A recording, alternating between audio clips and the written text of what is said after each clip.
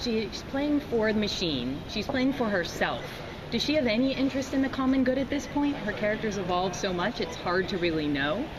I feel like she definitely does at this point. I mean, I think that that's kind of what she took away from last season, is that the machine has taught her, to actually care about people other than herself.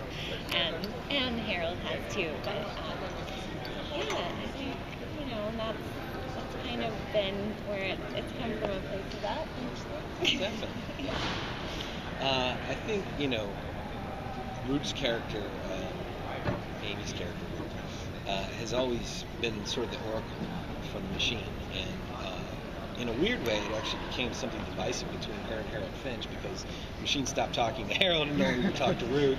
And it became a bit of a point of contention. But I think what's going to happen, you'll see going forward, is that up to this point in time, Ruth has always believed that the machine had all of our best interests at heart. And I think now her character is starting to encounter stages, a certain amount of disillusionment with the advent of Samaritan.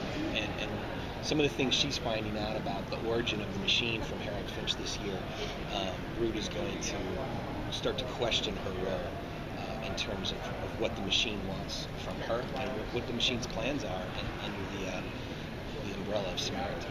How does that manifest? I mean, what are we going to be seeing Root do? We got a fantastic clip to show you guys out there with Amy, and there's basically going to be a showdown between the machine and Samaritan, and Amy, of course, has always been a mouthpiece for the machine. We're going to meet Martine, played by Carol Buono, who is obviously somewhat of her analog in Samaritan, and the two of them have a nasty clash.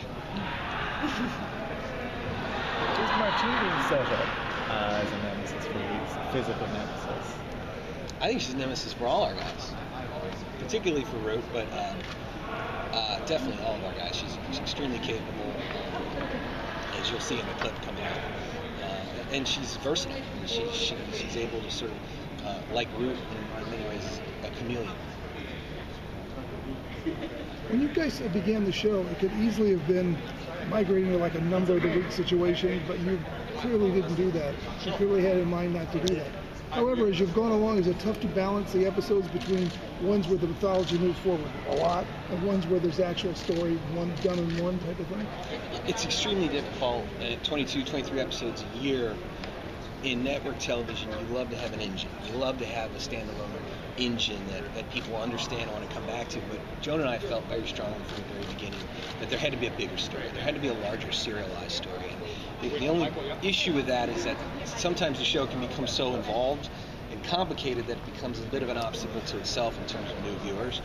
So we always want to have that standalone story, but we also want to tell the larger story. Sometimes the number coalesces with the larger story. Sometimes it's totally separate from the serialized part. But we think that's where television is going anyway. I think because people have so many options now. They have, I think people often wait to find out whether they hear a show is good or not before they even tune in, and then they go to Netflix or they go to whatever, to Hulu or to Amazon now and try to catch up. And we hope to have a streaming option for the show in the next year, as well as syndicate the show, where we feel like we can bring a bunch of people to the table who heard about the show but maybe can catch up on it.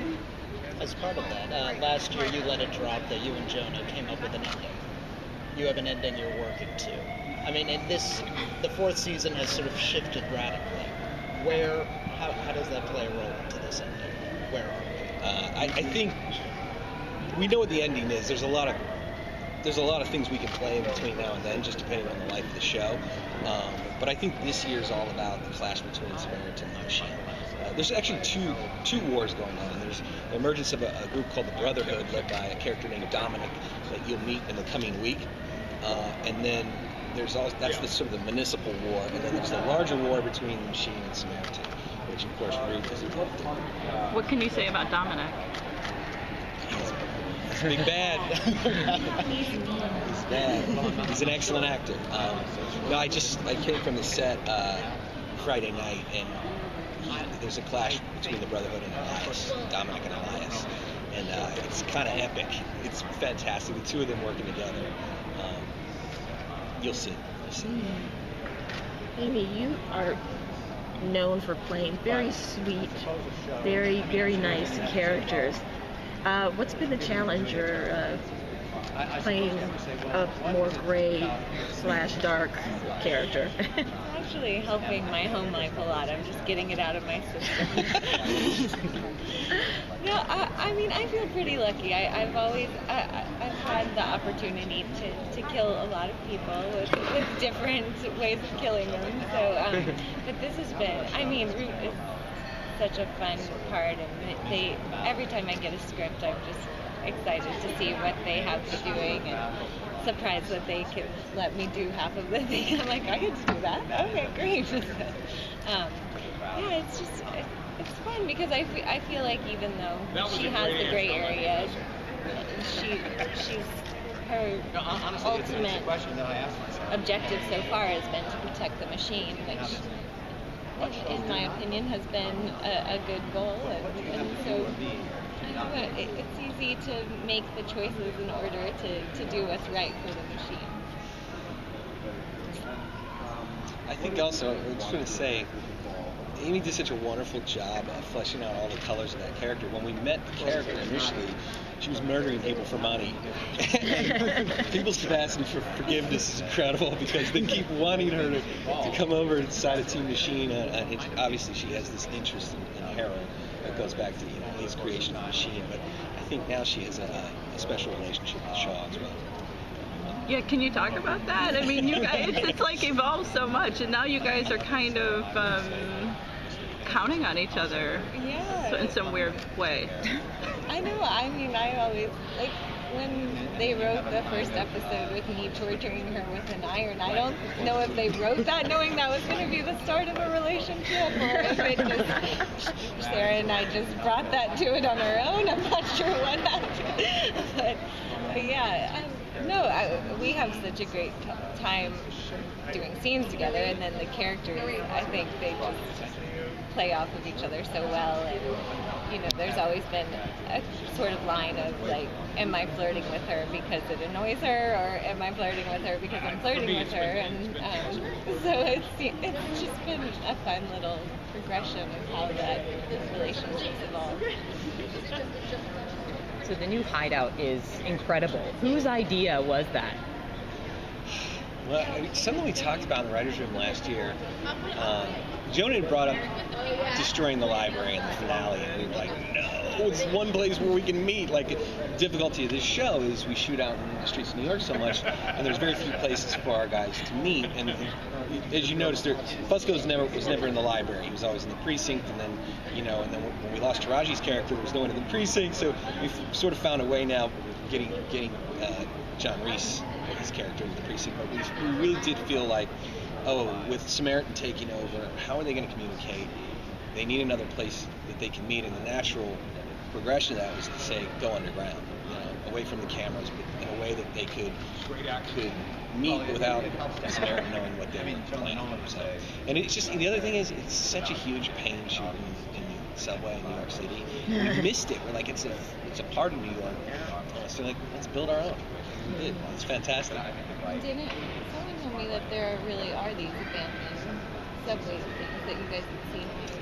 Yeah, Is that true? Yeah. There's one. I believe it's beneath City Hall. It's sort of modeled on a forgotten subway station. I think the reason it went out of favor is because the trains got larger and it couldn't make a certain turn. So there's this incredible these Art Deco vaulted old subway stations in New York. There's a couple of them, but that's the one I think the beneath City Hall. And there's a lot of really cool things like the Roosevelt. They used to have like hotels where you could actually go right down into the subway all the way down. So there's all sorts of cool hidden underground stuff there. We felt like was a natural progression for this show. We have time for like one or two more questions. Will we be seeing much more of the subway beyond that hideout? Because I think it's almost where character lines up too. An action scene is there. Yeah, I don't know if we've shown a scene yet. Has a scene aired yet where you've seen them on the train as well, like riding the train? I think it's coming up in the next week, but it's been great for us, not only in the space, but to be able to create a sense of motion within the city when like various characters actually meeting on a train. It's a lot of fun. Can you talk about what we're going to see from Fusco and Reese as partners and how that relationship is going to continue as the season goes? I think, one of my favorite scenes was when Kevin turned to Jim's character and he said, "You know what? I know you're just a dilettante, but this is my actual job, and I have to do this, and I take it very seriously." And it was like, and then I think that really registered with Reese in a way where he sort of realized, okay, Lionel, I'm going to take your job seriously now. And it's kind of it's a little bit of a ridiculous line to walk because he shoots someone almost every week. Most police officers go their entire career without firing their weapon. So there's a lot of paperwork building up, and eventually you're going to meet. He's going to get sent to the shrink because Internal Affairs has a lot of questions about what John Riley, the character, is doing. Thank you, everyone. Great. Thank you.